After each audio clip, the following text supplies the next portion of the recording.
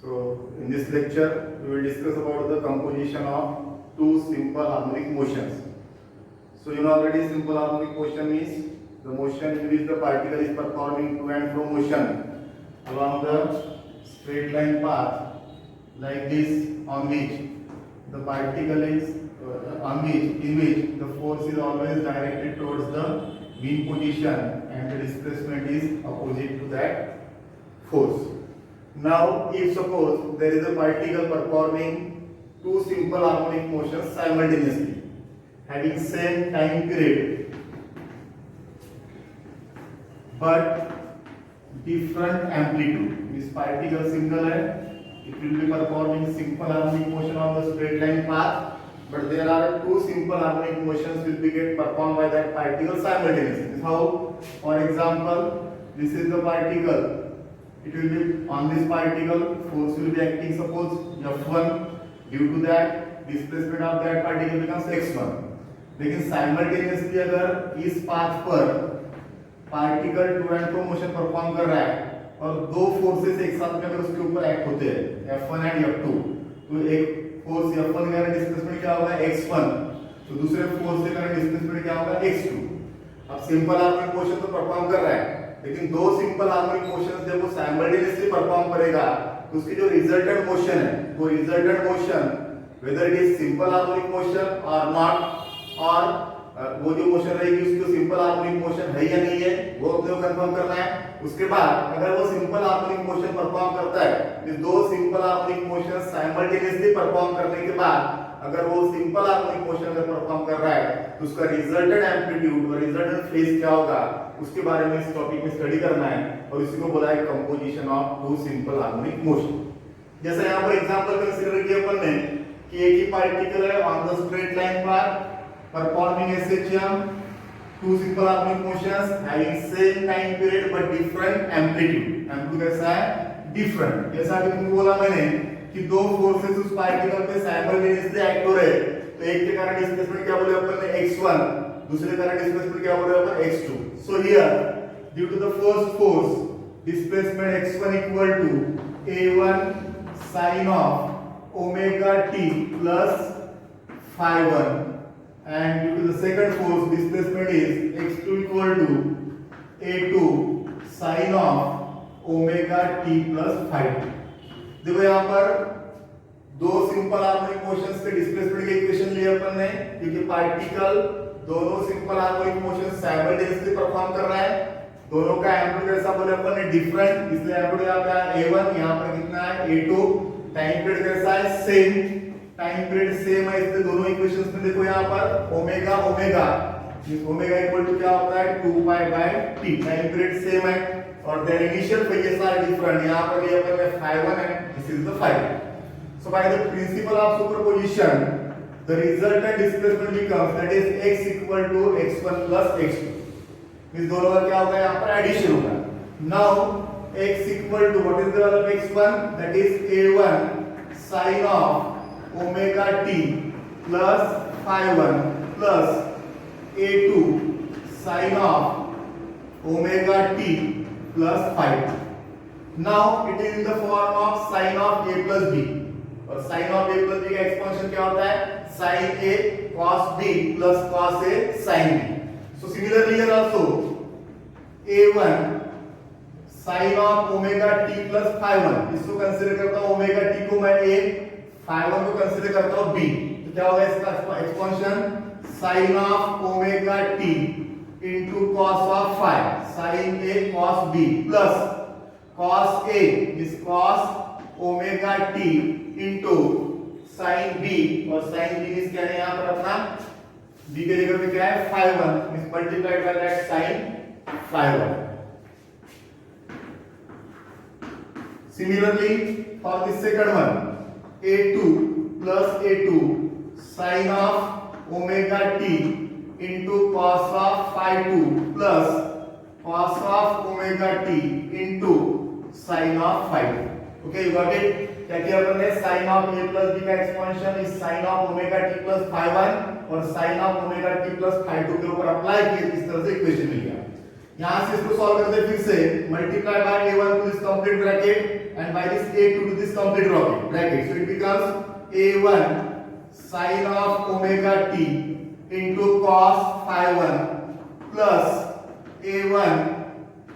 cos of omega t into sin of phi 1 plus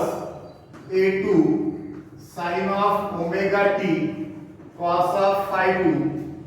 plus A2 cos of omega t sin of phi 2. Now from this equations here, this is sin of omega t, here also sin of omega t. Take that sin of omega t common, so you get here sin of omega t अगर common निकालता हूं मैं, ये दो term में से bracket में क्या बचेगा, a1 cos of phi 1 plus a2 cos of phi 2. Similarly ये जो दो टर्म्स है यहाँ पर cos of omega t दिख रहा है, यहाँ से cos of omega t common निकालो plus cos of omega t in bracket क्या बचा यहाँ से a1 sin of phi 1 plus a2 sin of phi 2. Okay, now take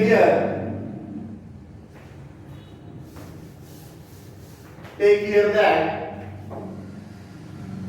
a1 cos of phi 1 plus a2 cos of phi 2 is equal to r cos delta. क्या consider करना है यहाँ पर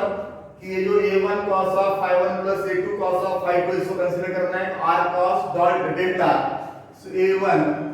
cos of phi 1 plus a2 cos of phi 2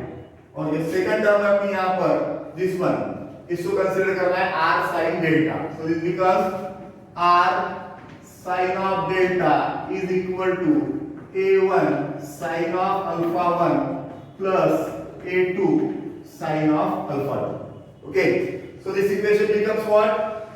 x equal to sin of omega t दिख रहा है यहाँ पर और ये जो ब्रैकेट थी हमने इसको कंसीडर किया अपन ने r cos delta. So this becomes r sin of omega t into cos delta. क्या किया अपन ने यहाँ पर, ये जो a1 cos of phi 1 plus a2 cos of phi 2 है उसके जगह पे क्या मतलब किया r cos delta. सिमिलरली यहाँ पर a1 sin of phi 1 plus a2 sin of phi 2 है उसके जगह पे क्या मतलब कर रहा है बोले अपन ने r sin delta. ये टर्म क्या हो जाएगी प्लस r पहले लिख लेता हूं मैं r cos of delta into what, r cos of omega t into sin of delta. Then take r common from that equation, so in bracket you will get sin of omega t into cos of delta plus cos of omega t into sin of delta. Okay, now here again it is in the form of sin of a cos of b plus cos of a sin of b. दिख रहा है? So therefore it becomes x equal to r in bracket sin of omega t plus delta or not. जैसा sin of a plus b का exponential हमने थोड़ी देर पहले बताया मैंने sin a cos b plus cos a sin b. तो a के जगह पे क्या है यहाँ पर ओमेगा t और b के जगह पे क्या है डेल्टा. इसको अपन sin of omega t plus delta बोल सकते कि नहीं बोल सकते, बोलते आएगा. So therefore this becomes x equal to r sin of omega t plus delta. Equation number 3, this is the equation number 1, this is the equation number 2. Means after the composition of these two SHM, means when the particle is performing two simple harmonic motions simultaneously, एक motion के कारण displacement क्या consider किया अपन ने x1, दूसरे motion के कारण displacement क्या कंसीडर किया अपन ने x2, दोनों को कंबाइन किए तो रिजल्टेंट डिस्प्लेसमेंट जो मिल रहा है अपना x equal to r sin of omega t plus delta, whether it is in the form of x equal to a sin of omega t plus phi or not. ये जो equation है x equal to a sin of omega t plus phi के form में है या नहीं है, दिख रहा है यहाँ पर कैसा है वो, जैसा ये इक्वेशन है अपना डिस्प्लेसमेंट का जो अपन कहां पे यूज करते हैं in the linear simple harmonic motion, the resultant equation is also like the again same, that is a sin of omega t plus pi means this equation proves that this particle, when it will be performing two simple harmonic motions simultaneously on that straight line path, the resultant motion is again a simple harmonic motion. इस equation पर से क्या prove रहा है कि दो particle अगर simultaneously दो सिंपल हार्मोनिक मोशंस परफॉर्म करता है तो रिजल्टेंट मोशन फिर से क्या है उसकी सिंपल हार्मोनिक मोशन है, जिसमें आर क्या है उसका रिजल्टेंट एम्पलीट्यूड। क्या रहेगा ये रिजल्टेंट एम्पलीट्यूड और डेल्टा क्या रहेगी उसकी रिजल्टेंट फेज। डेल्टा क्या रहेगी उसकी रिजल्टेंट फेज। किस तरह से, जैसा यहां पर देखो इक्वेशन 1 में क्या था उसका a1 इज द एम्पलीट्यूड, इसमें क्या है एम्पलीट्यूड a2, ये दोनों को कंबाइन किया अपन ने, कंपोज किए दोनों को, रिजल्ट क्या मिला उसका अपने को r, this is the resultant amplitude बोल सकते हैं अपन। जैसा यहां पर sin of omega t phi1 plus phi1 and phi2 था, उसके जगह पर क्या है sin of omega t plus delta, इस टाइम पीरियड फिर से सेम है या नहीं है, means after the composition of two SHLs that particle is again performing simple harmonic motion with the same time period, but amplitude is r and phase is what, initial phase क्या होगा इसकी delta. इस r को क्या बोलना है अपने को रिजल्टेंट एम्पलीट्यूड और डेल्टा को क्या बोलना है रिजल्टेंट फेज। अब ये जो रिजल्टेंट एम्पलीट्यूड r है इसकी वैल्यू क्या होगी, ये वैल्यू अपने को निकालना है। सो फॉर दैट क्या लिखे थे अपन यहां पर, क्या कंसीडर किए थे, r cos delta equal to a1 cos of alpha 1 plus a2 cos of alpha 2 और r sin delta equal to क्या लिया था अपन ने a1 sin of alpha 1 plus a2 sin of alpha 2। अब यहां से मुझे इस r की वैल्यू निकालना है। So I will square of squaring and adding equation 2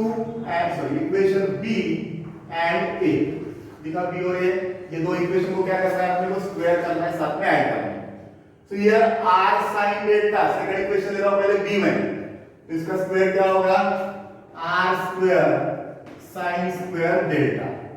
plus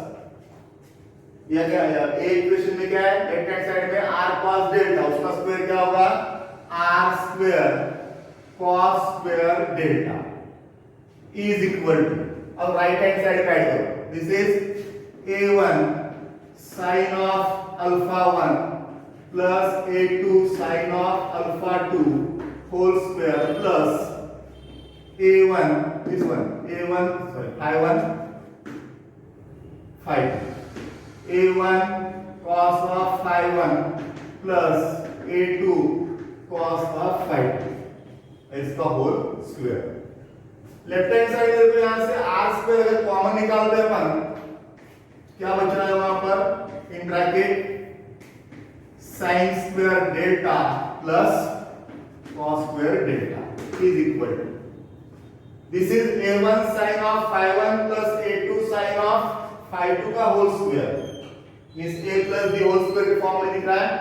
so I will write here, इसका स्क्वायर क्या होगा a1 square sin square phi1 plus a2 square sin square phi2 plus twice a1 a2 sin of phi1 into sin of phi2।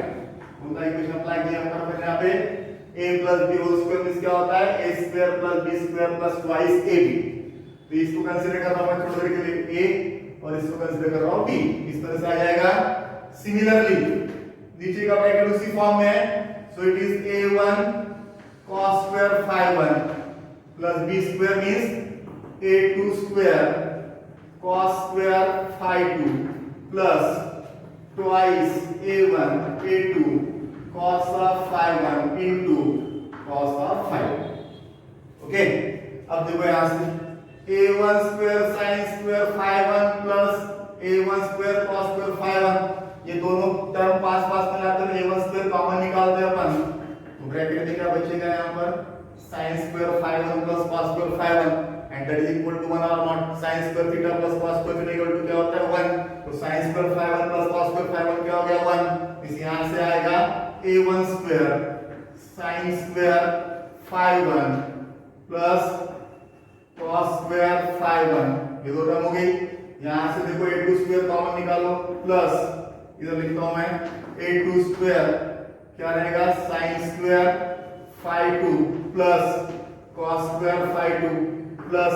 यहां twice a1 a2 twice a1 में दिखा है twice a1 a2 in bracket sin of phi 1 into sin of phi 2 plus cos of phi 1 into cos of phi 2। देखो left hand side में फिर से यहाँ पे r स्क्वायर इन bracket sin square delta plus cos square delta क्या हो गया वो 1। तो क्या बचा वहां पे लेफ्ट हैंड साइड में ओनली क्या बच रहा है r स्क्वायर, क्या बच रहा है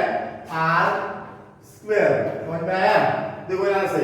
sin square delta plus cos square delta that is 1 into r square means क्या बचा ओनली लेफ्ट हैंड साइड में r square. Then come to right hand side this one a1 square के साथ में क्या है this one sin square phi 1 plus cos square phi 1 फिर से 1 हो जाएगा। इस क्या बचा वहां पे only a1 square plus this one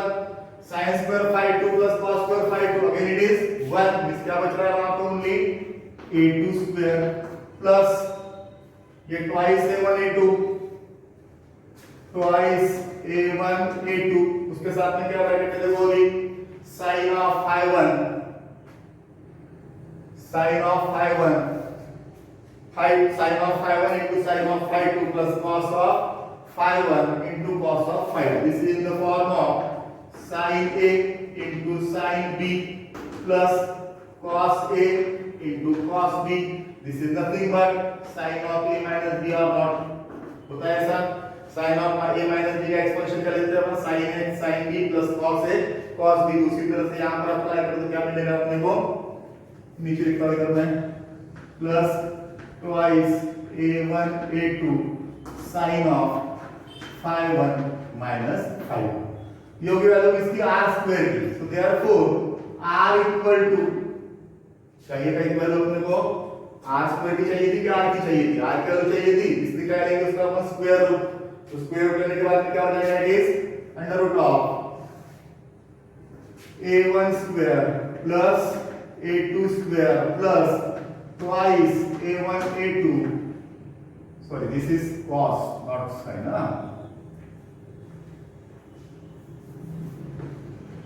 cos of a minus b का एक्सपेंशन होता है sin a sin b plus cos a cos b sorry so this is cos of phi 1 minus phi 2।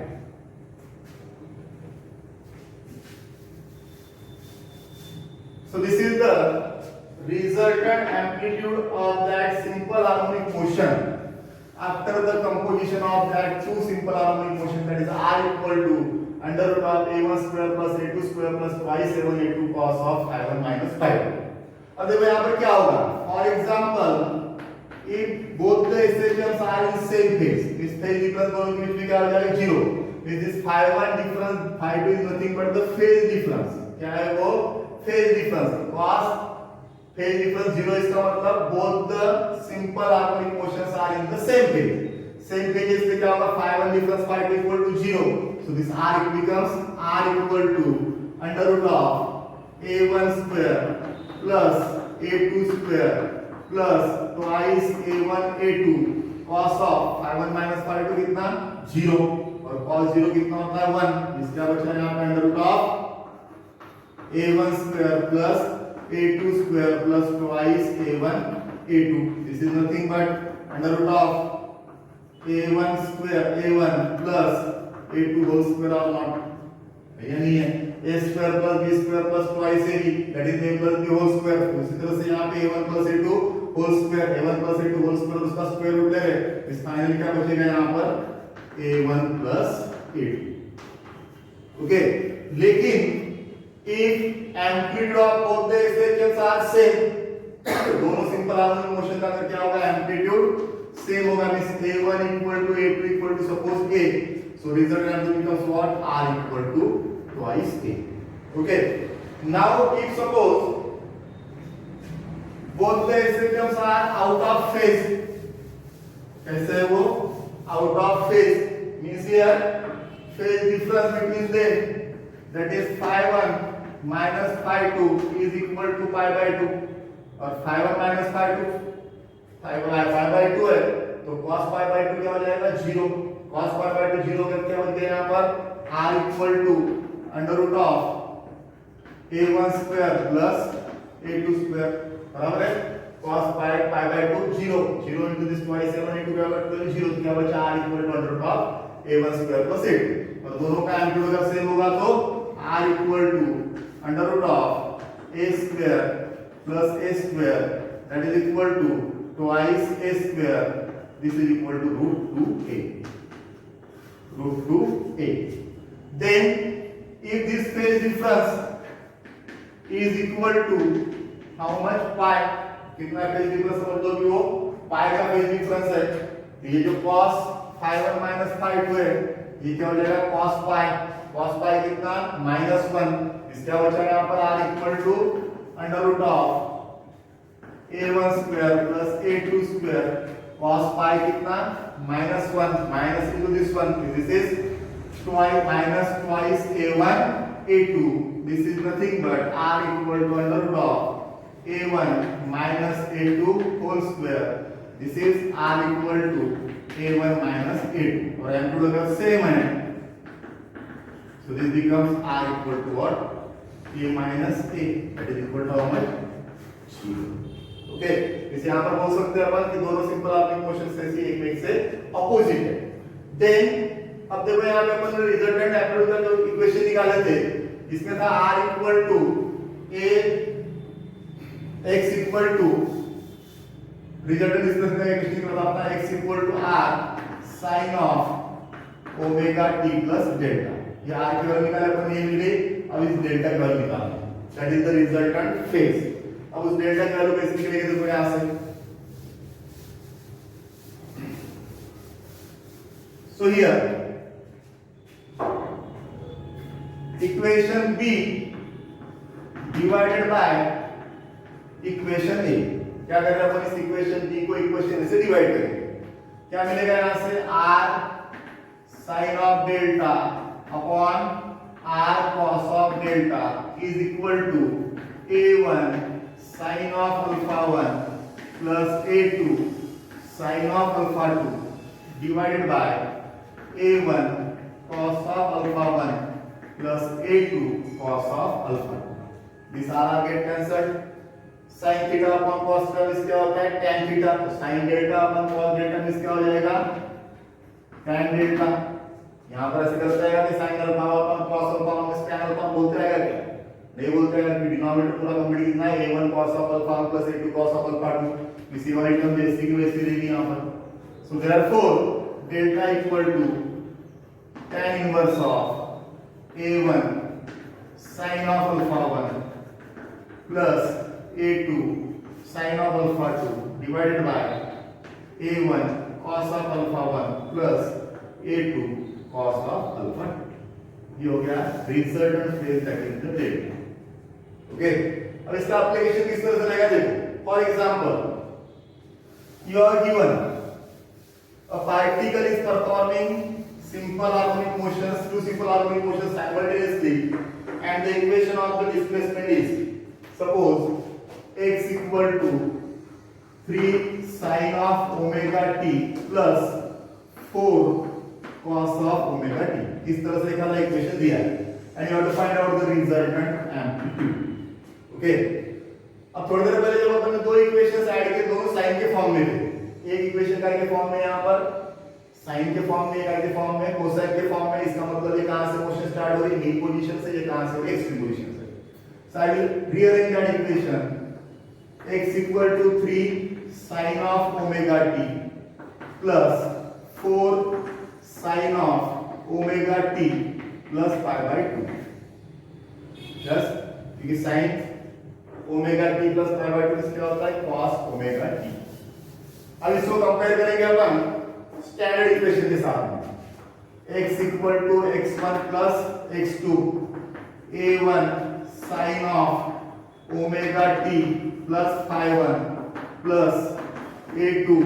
sin of omega t plus phi 2। Okay, देखो यहां से क्या लिख रहा है, सपोज आज the units here are in SI unit, सभी quantity का है एसआई यूनिट्स में। कंपेयर करो, a1 की जगह क्या दिख रहा है अपने को 3,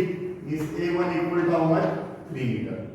साइन ऑफ ओमेगा टी, ये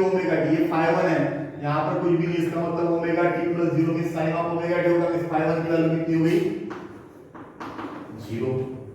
यहां से a2 की जगह पे क्या है 4, इस a2 equal to 4 metre. phi2 है यहां पर pi by 2, omega t plus phi2, यहां पर omega t plus phi2 pi by 2, इनसे दोनों में का जो डिफरेंस रहेगा phase difference, that is equal to how much pi by 2। Then resultant amplitude coefficient का अपना r equal to under root of a1 square plus a2 square plus twice a1 a2 cos of phi1 minus phi2, this is equal to under root of, see here a1 कितना है अपना 3 का square plus a2 कितना है 4 का square plus 2 into 3 into 4 into cos of phi1 minus phi2, but phi1 minus phi2 value कितनी pi by 2, cos pi by 2 cos 90 0, ये पूरी की पूरी टर्म 0 हुई कि नहीं, इसका वजह यहाँ पर होंगे under root of 3 square plus 4 square r equal to under root of 3 square means 9 और 4 स्क्वायर मींस क्या हो गया 16 root 25, that is equal to 5 metre. इस रिजल्टेंट क्या होगा उसका 5 मीटर। तो इस तरह से we can compose these two simple harmonic motions, so the resultant motion is also a simple harmonic motion. Okay, thank you.